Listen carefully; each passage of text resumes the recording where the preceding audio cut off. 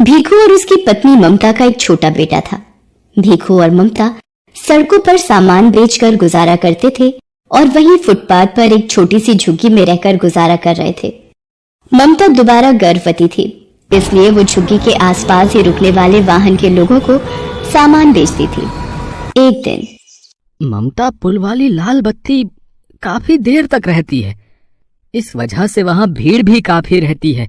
मैं सोच रहा हूँ आज थोड़ी देर वहीं सामान बेचकर आ जाता हूँ। इतनी भीड़ में ध्यान से जाना, लाल बत्ती खत्म होते ही गाड़ियां रफ्तार से दौड़ती हैं। भीखू पुल के नीचे सामान बेचने चला जाता है। ले लीजिए भैया, ये खिलौना आपके बच्चे के लिए, ये गुब्बारा ले लो भैया। हाँ हेलो, ये गुड़िया कितने की दी? 20 रुपए की है साहब। 20 रुपए? 10 रुपए की लगा ले, दे रहा है तो। इतनी देर में लाल बत्ती का सिग्नल खत्म हो जाता है। ले लो साहब, आप 10 रुपए ही दे दो। भीखू 10 रुपए लेकर जैसे ही गाड़ी वाले को गुड़िया पकड़ाकर पलटता है, एक गाड़ी उसे धक्का मार देती है। जैसे ही भीखू नीचे गिरता है, एक और गाड़ी उसे कुचल देती है। भीखू वहीं मर जाता है। भीखू के साथ एक और व्यक्ति जो सामान बेचता था, वो ये दुर्घटना देख लेता है और ममता को बताता है। नहीं, ये नहीं हो सकता, मैं किसके सहारे जीऊंगी? आप मुझे क्यों छोड़ गए सूरज के बापू? बापू आप कहाँ चले गए? बोलो बापू। ममता सूरज के हाथ से भीखू का अंतिम संस्कार करती है।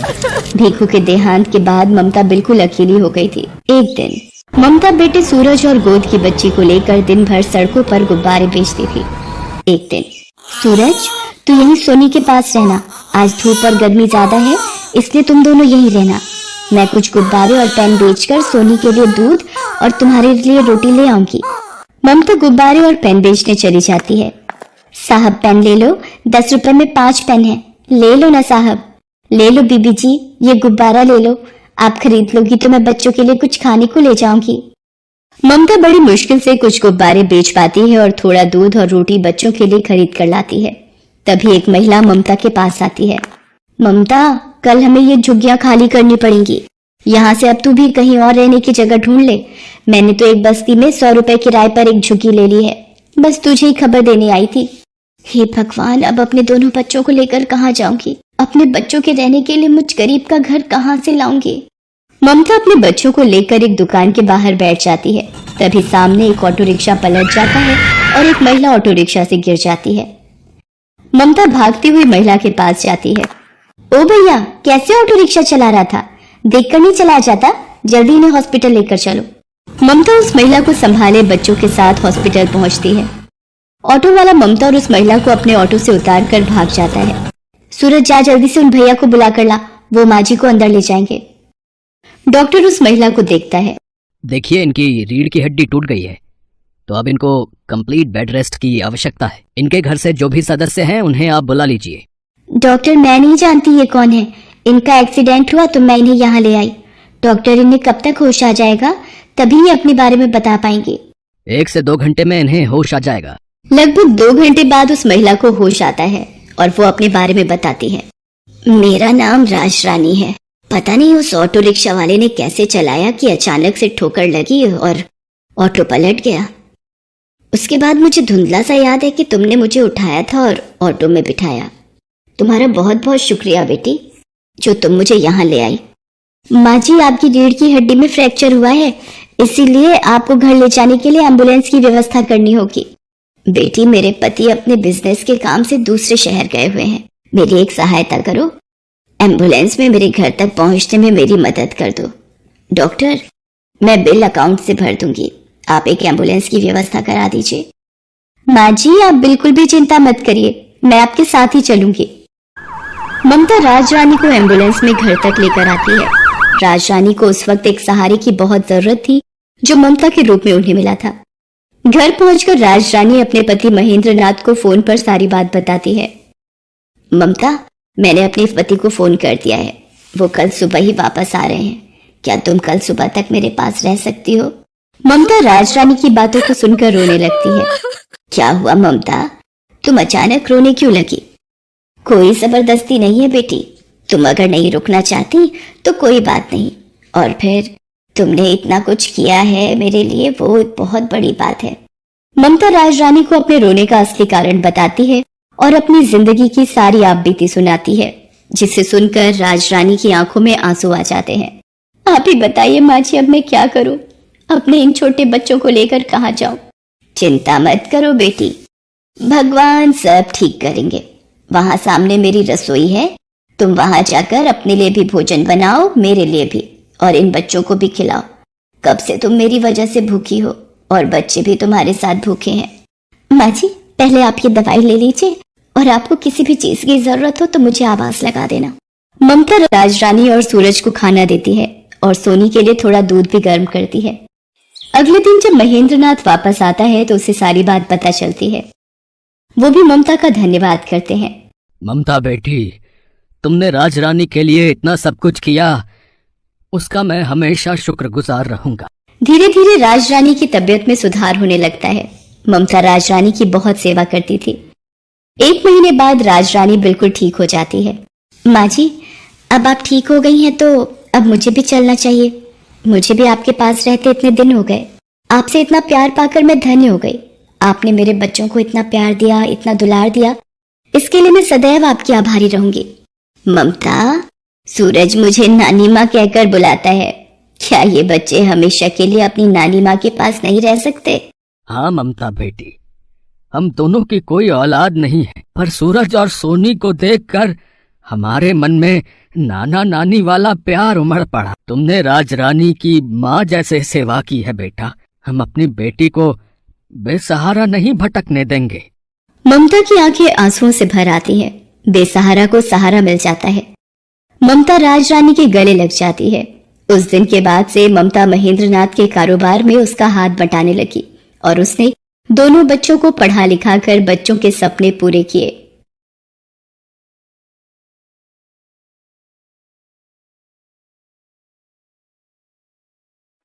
महादेव एक गरीब बूढ़ा मछुआरा था।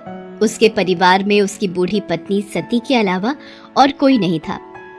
आज 3 दिन से सती बुखार से तप रही थी। महादेव के पास इतना पैसा भी नहीं था कि वो उसका इलाज करवा सके। उस दिन वो सुबह जल्दी उठ गया।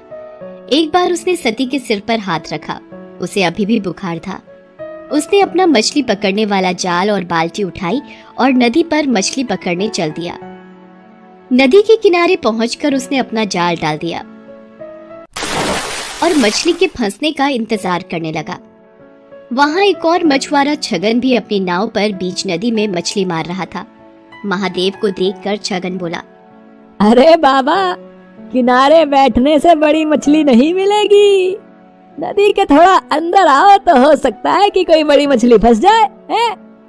नहीं बेटा, ना तो मेरे पास नाव है और न शरीर में ताकत जो मैं नदी में जाकर मछली पकड़ सकूं।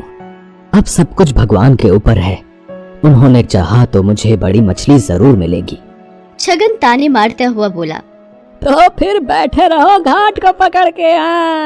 भगवान तुम्हारे लिए लाल परी मछली भेजेंगे। लाल परी एक बहुत ही नायाब मछली होती है जिसकी कीमत लाखों में होती है।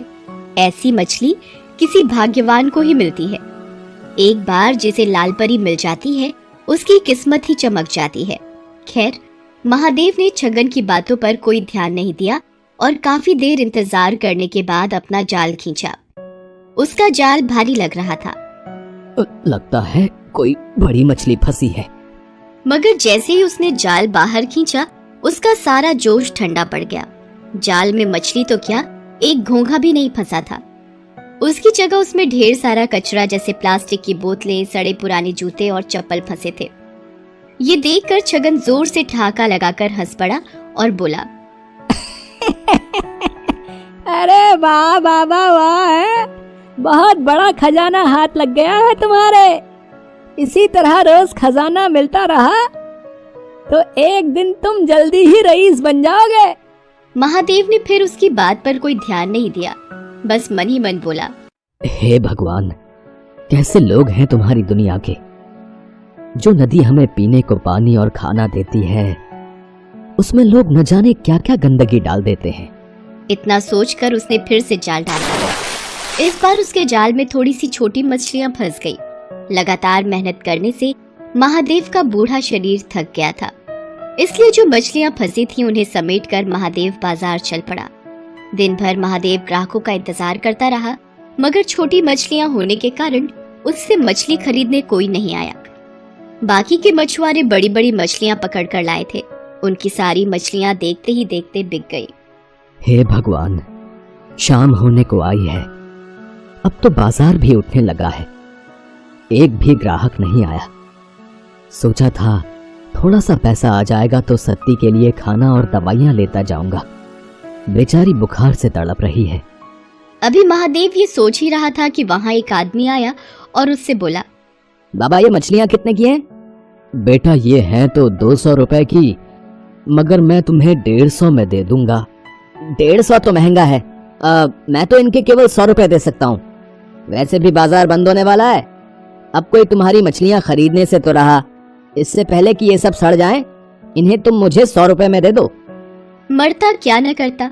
आखिर महादेव को 100 रुपयों में उसे सारी मछलियां देनी पड़ी। बाजार भी तब तक उठ चुका था। महादेव ने अपनी दुकान समेटी और वहां से घर चल दिया। अभी वो बाजार से निकल भी नहीं पाया था कि उसके कानों में एक आवाज आई, बाबा इस कंगले की भी सुनते जाना, 3 दिन से कुछ नहीं खाया बाबा, दया करो बाबा, मुझ पर दया करो। महादेव ने मुड़कर देखा, एक अंधा अपाहिज सड़क के किनारे पड़ा कराह रहा था। उसकी दोनों आंखें खराब थी और दोनों पैर भी बेजान थे, जैसे 2 सूखे डंठल हों। महादेव को उस पर दया आ गई। उसने अपनी फटी हुई चादर उस अपाहिज को ओढ़ा दी और पास की एक दुकान से थोड़ा सा खाने का सामान लाकर उस अपाहिज को देता हुआ बोला, अब लो खा लो। तुमने मुझ अपाहिज पर इतनी दया दिखाई, तुम कौन हो बाबा? महादेव उसे अपने बारे में बताता है। तब अपाहिज अपनी झोली से कुछ दाने निकालकर उसे देते हुए कहता है, तुमने बिना किसी स्वार्थ के कंगले की मदद की है बाबा, भगवान तुम्हें इसका फल जरूर देगा। लो ये दाने रख लो, कल जाल डालने से पहले इन दानों को नदी में छिड़क देना। महादेव ने दाने लेकर अपने पास रखे और अपनी फटी चादर उस अपाहिज को अच्छी तरह उड़ाकर वहां से घर चलाया। घर पहुंचने पर उसने देखा कि सती की तबीयत अब कुछ ठीक थी। ये देखकर महादेव को थोड़ी राहत मिली। उसने खाना बनाना शुरू किया। उसने अपने लिए थोड़ी सी मछलियां बचा कर रखी थी। उन मछलियों के साथ उसने आज खरीदे हुए थोड़े से चावल और आलू बनाए और सती को खिलाया। सती को खिलाकर सुलाने के बाद जैसे ही वो खाने बैठा, तभी वहाँ गांव का कुत्ता कालू आ गया। कालू को देखते ही महादेव के चेहरे पर मुस्कान तैर गई। वो कालू को पुचकारते हुए बोला, क्यों कालू बेटा, भूख लगी है? ठहर, अभी तुझे खाना देता हूँ। इसके बाद महादेव ने अपने बचे हुए खाने में से एक हिस्सा कालू के सामने डाल दिया। एक अरसे से महादेव ऐसा ही करता रहा था। वो जब भी खाने बैठता तब कालू वहाँ आता और महादेव कालू के साथ मिलावट कर खाना खाता। खाना खाकर कालू वहाँ से चला गया और महादेव भी भगवान का नाम लेकर सो गया। अगली सुबह वो फिर अपना जाल लेकर मछली पकड़ने चल दिया। नदी किनारे पहुंचकर उसे उन दानों की याद आई जो कल अपाहिज ने उसे दिए थे। उसने उन दानों को नदी में बिखेर दिया और फिर वहां अपना जाल डाल दिया। अभी थोड़ी ही देर हुए थे कि अचानक लगा जैसे जाल में कोई भारी चीज फंसी है। महादेव जाल को खींचने लगा, मगर बूढ़ा होने के कारण उससे जाल खींचा नहीं जा रहा था। जैसे तैसे काफी देर की मेहनत के बाद उसने जाल बाहर निकाला। जाल को देखते ही उसकी आंखें चौंधी आ गई। जाल में एक बड़ी सी लाल परी मछली फंसी थी। छगन मछुआरा भी ये सब देख रहा था। लाल परी को देखते ही उसकी आंखें आश्चर्य से फट पड़ी। उसने मन ही मन सोचा, अरे बाप रे, इतनी बड़ी लाल परी है? अगर ये मुझे मिल जाए तो हफ्ते भर की कमाई एक ही दिन में हो जाए। इस बुढ़े से किसी भी तरह ये मछली छीन लेनी चाहिए। उधर छगन की दुष्टता से अनजान महादेव किसी तरह उस मछली को उठाकर वहां से जा रहा था। तभी उसे एक तेज धक्का लगा और वो बुरी तरह जमीन पर गिर पड़ा। मछली भी उसके हाथ से छूट गई। उसे छगन ने धक्का दिया था। उसके गिरते ही छगन तेजी से लाल परी को उठाकर भागा। महादेव चिल्लाया, अरे अरे चोर चोर, पकड़ो पकड़ो, वो मेरी मछली लेकर भागा जा रहा है, कोई पकड़ो उसे। मगर वहां कोई भी नहीं था जो महादेव की पुकार सुनता। लेकिन अगले ही पल ना जाने कालू वहां कैसे आ गया और भागते हुए छगन पर टूट पड़ा। उसने कई जगह छगन को काट खाया। छगन दर्द से चिल्ला उठा। उसका चिल्लाना सुनकर आसपास के रहने वाले लोग वहां भागे आए।